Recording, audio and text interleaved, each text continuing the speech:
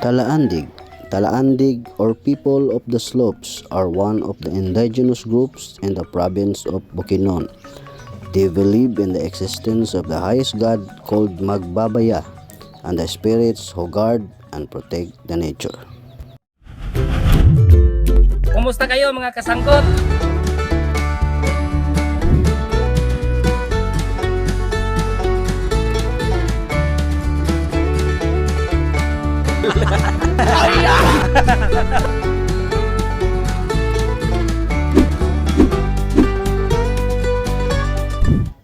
Ang masasaksihan natin ngayon ay ang tradisyonal na gawi o paraan ng pamamanhikan lalo na sa ating mga kapatid ng mga Talaandig, isa sa mga native tribes ng Bukidnon. Sasamahan namin ang aming pamangkin ngayon sa gustong makapag-asawa ng isang Talaandig, kaya naman ang naghanda kami ng aming pasasalusuluhan mamaya. I-voice over natin mamaya ang mga pag-uusap gawa ng copyright dahil may nagkantahan sa kapitbahay. Okay, kumusta kayo mga kasangkot? So manahika naman tayo bukas mga kasangkot sa Mount Nebo. Samahan nyo kami. The next day. Pulba na ba po ito yung bugas ba eh? Nga naman. Ibisay butang sa kalayo, hilaw rin gyapon.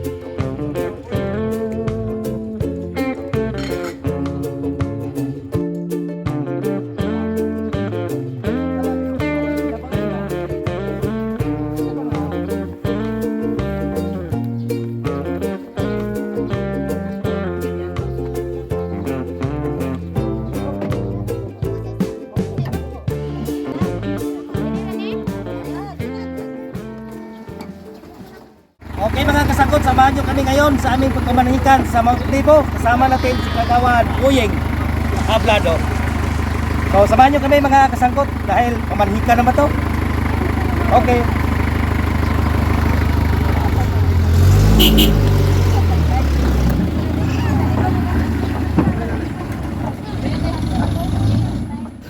At nag-umpisa na nga ang aming pagbibiyahe patungo sa lugar kung saan nandun ang babaeng hinahangad ng aming pamangkin. Ang Mount Nebo ay isa sa mga lugar sakop ng Valencia City, ngunit may kalayuan lamang ito at umaabot ng kulang-kulang 1 oras ang pagbibiyahe.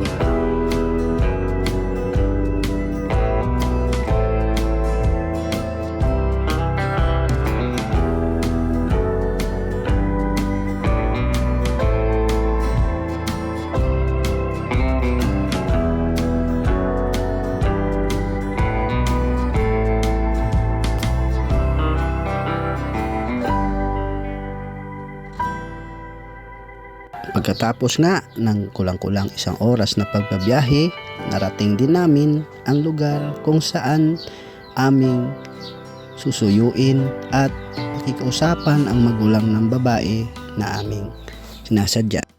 Nakarating rin tayo sa ating pupuntahan ngayon. Nandito na tayo ngayon sa Mount Nebo dahil sa pamanahiga natin ngayon. Samahan nyo kami. At maya-maya lang ay nagumpisa na ang aming pakipag-usap. Sa panig naman ng babae, nandyan si Dato I Love You o si Dato Pilisardo. At sa panig naman namin ay ang nag-iisang kasanggot, Florencio natin. Base sa nakagawian ng isang talaandig, ay kailangan namin magbigay ng halaga bilang pantubos sa babae na aming sinasadya. Sabi nga ng dato, ang kumot na ito ay sumisimbolo sa pagkumot ng magulang ng babae sa kanilang anak. At ang pera na ito na 3,000 ay ang tinatawag nilang dore o bugay o pantubos sa Tagalog sa babae para sa kanilang mga magulang na nagpalaki sa kanya. Ang aming pamangkin naman ay magiging anak ng kabila at ang babae naman ay sa amin. Kapag may problema ang aming pamangkin ay doon siya tutungo at magsusumbong sa magulang ng babae at ang babae naman ay dito sa amin magsusumbong at hindi sa kapitbahay. At para masunod ang tradisyon base sa aming pinag-usapan at inupuan. Itong mga manok naman, bakit kailangan ng tribo? Sabi nga ni Dato, ang isa ay ang magsisilbing panghugas sa kanila, pangalis ng malas, na kung kahit saan man bahay sila tutuloy ay para di sila magiging malas sa kanilang tutuluyan. Ito namang isa ang magsisilbing pag-iisa ng kanilang mga espiritu. Base nga daw sa kasaysayan ay kung mag-iisa man ang laman, kung ang espiritu naman nila ay hindi rin magiging mabuti para sa kanila. Kailangan ang laman at ang espiritu ay pag-iisahin. At itong isa naman, ang panghuli, ay magsisibing pag-alaala ng bawat magulang sa kanilang mga anak, na kahit sila ay may sarili ng pamilya, ay hindi nawawala ang pagmamahal at pag-aaruga nila sa kanilang mga anak.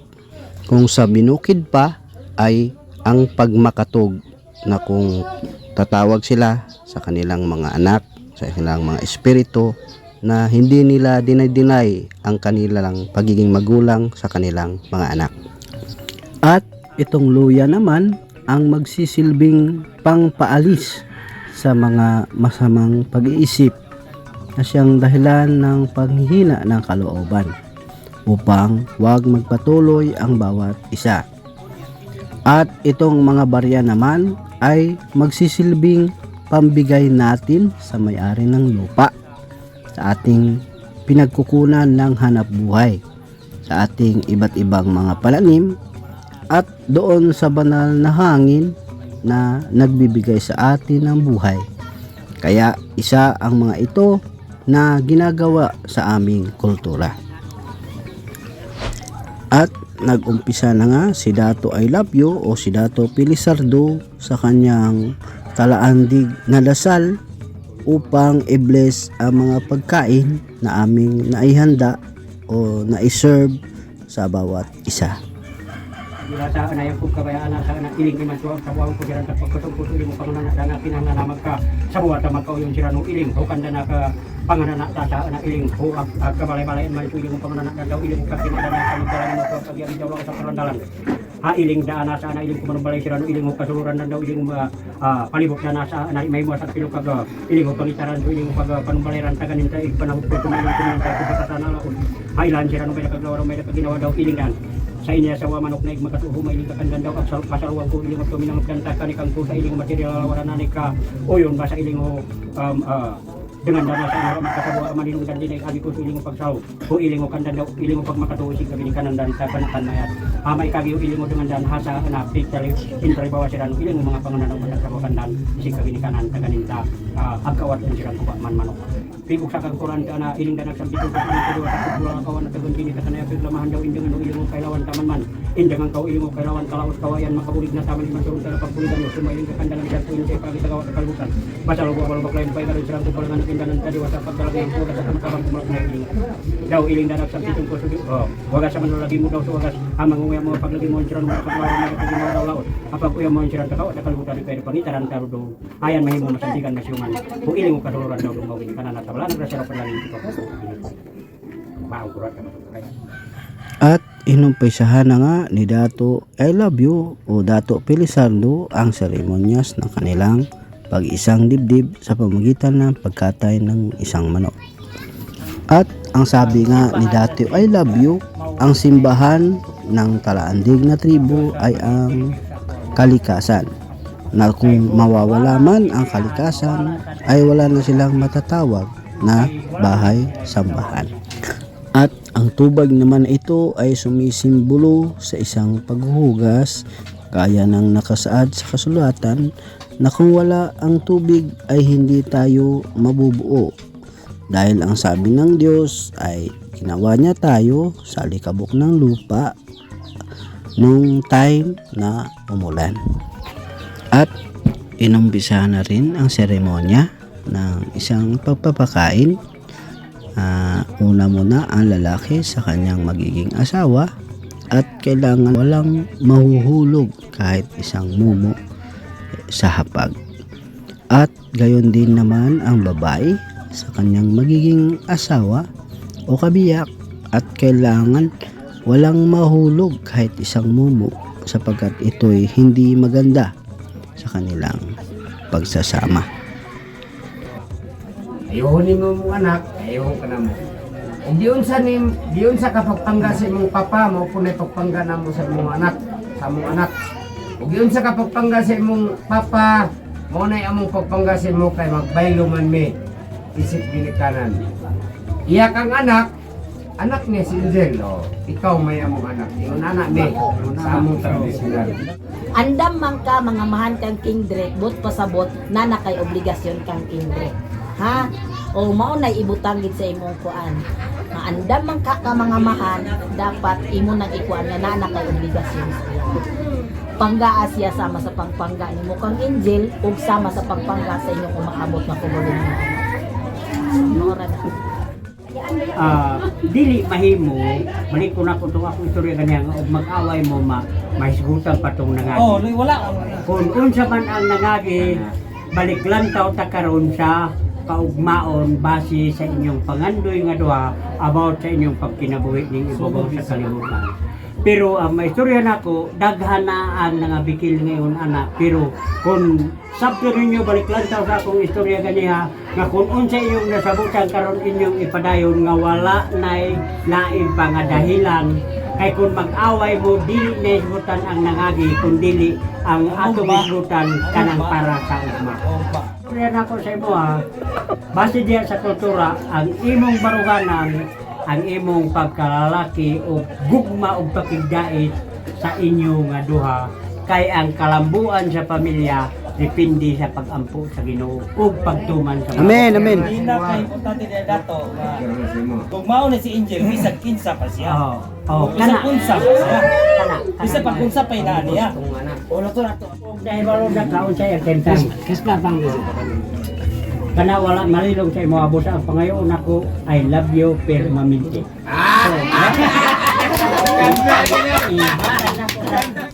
Ang among anak nga babae kanang mahalon og panggaon hangtod sa turan mao nay among gipangadoy kay ihawang pa man ninyo og kun sa diya gastuan man ninyo ang gasto mawala ra pero ang pag-amuma sa tao o ang likod sa tao atong kinaiya mao nay garbo nato dinhi sayo ta paingon sa langit.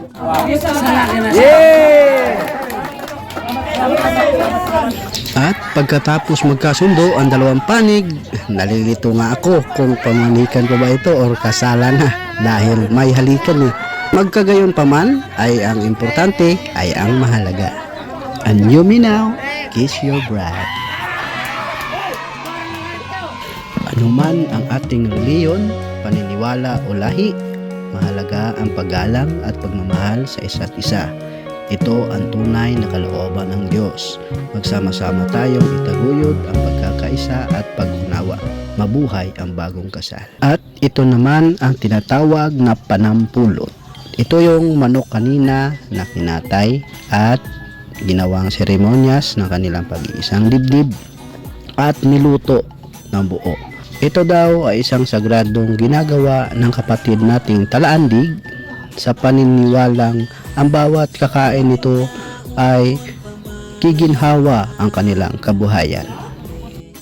So shout out nga pala kay kasanggot natin Kevin Hill Pariscal mula dyan sa Geelong, Victoria, Australia, at sa Clavido family dyan sa San Leandro, California, USA. And syempre si Ma'am Ingrid Tolusa and family, and Miss Malo Barcas and family.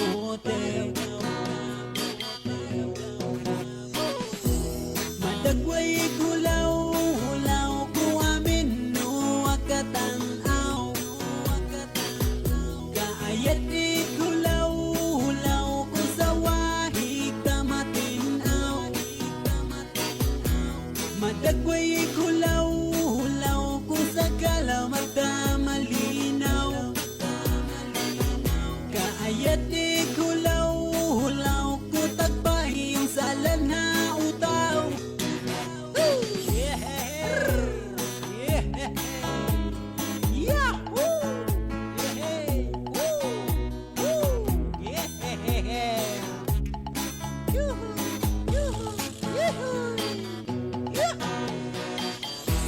Suminilaon pa man saan daw uli.